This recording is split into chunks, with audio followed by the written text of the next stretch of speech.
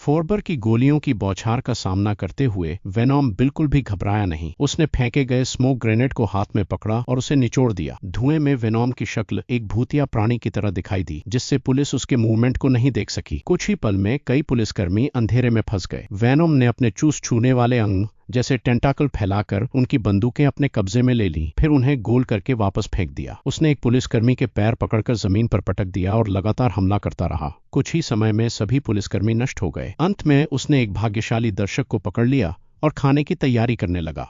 तभी एडी की प्रेमिका वहां पहुंची और यह दृश्य देखकर डर के मारे सन्न रह गई। एडी जल्दी से समझाया कि उसके शरीर में एक परजीवी है। अब उसकी प्रेमिका ने उसकी हाल की अजीब हरकतों पर विश्वास कर लिया और एडी से तुरंत अस्पताल जाने को कहा।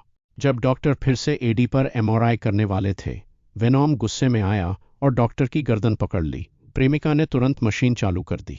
उच्च आवृत्ति की ध्वनि सुनकर वेनॉम को बहुत असुविधा हुई और अपनी जान बचाने के लिए उसे एडी के शरीर से अस्थायी रूप से निकलना पड़ा।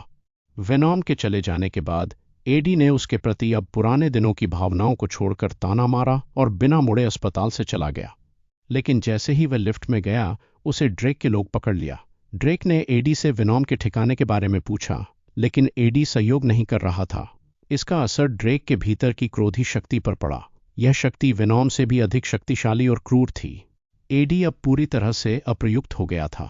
उसे एक छोटी सी जंगल में ले जाकर मारने वाले थे, लेकिन अचानक वेनॉम आ गया और ड्रेक को काटकर मार डाला। असल में वेनॉम चुपचाप वेंटिलेशन डक्ट से बाहर आया और एक कुत्ते में प्रवेश कर एडी की प्रेमिका तक पहुंचा। उसने एडी को उठा लिया और एक गहरा प्यार भरी चुंबन दी। फिर वेनॉम वापस एडी के शरीर में चला गया। इस बार वेनॉम ने बताया कि पृथ्वी पर उसे पहले कभी महसूस ना की गई ताकत मिली है, जबकि अपने मूल ग्रह पर वह केवल बेकार था। अब उसने तय किया कि वह ड्रेक को और अधिक सहजीवी जीव वापस लाने से रोकेगा। इसी बीच रॉकेट का लॉन्च कार्यक्रम शुरू हो चुका था। एक तकनीशियन ने इसे रोकने की कोशिश की, लेकिन तेज सेंसिंग क्रोधी शक्ति ने उसे पहचान लिया। वह अचानक एक चाकू में बदलकर उसे मार डाला और दीवार से चिपका दिया। फिर उसके हाथ 2 हंसुलों काटने वाले हथियार में बदल गए और उसने सभी शोधकर्ताओं को मार डाला। वह कांच तोड़कर रॉकेट की ओर भागा। वेनॉम तुरंत पीछा करने लगा। क्रोधी शक्ति ने उसे मनाने की कोशिश की, लेकिन जब वेनॉम ने मना कर दिया तो उसने एक मेटल हैमर बनाकर उस पर हमला किया। वेनॉम ने अपने हाथ से ढाल बनाई और हमला रोका, लेकिन क्रोधी ने उसका सिर जमीन पर पटक दिया और फिर एक जोरदार किक मारी। क्रोधी ने उसे फिर से उठाया और जोर से मारते हुए हवा में फेंक दिया। अंत में वेनॉम को क्रोधी की शक्ति के सामने हार माननी पड़ी और एडी के शरीर से अलग हो गया। वेनॉम के नष्ट होने के खतरे को देखकर एडी ने तुरंत अपना हाथ बढ़ाया और वेनॉम के साथ फिर से मिल गया।